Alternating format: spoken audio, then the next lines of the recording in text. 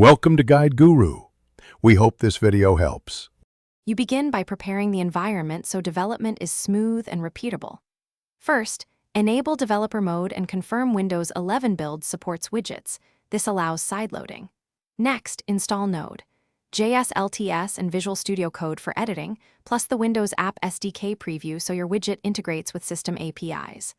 Once done, scaffold a project folder, run npm init, and create a manifest, HTML, CSS, and JS entry file.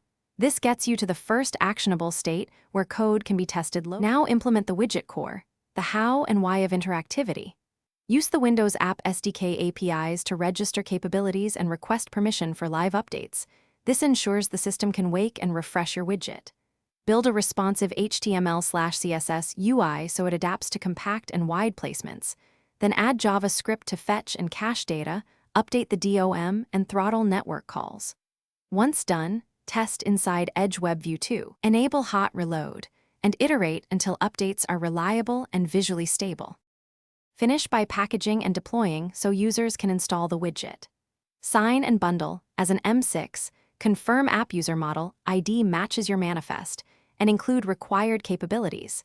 This ensures the widget is recognized by the system. Deploy via sideload for testing or submit to the Microsoft Store for distribution.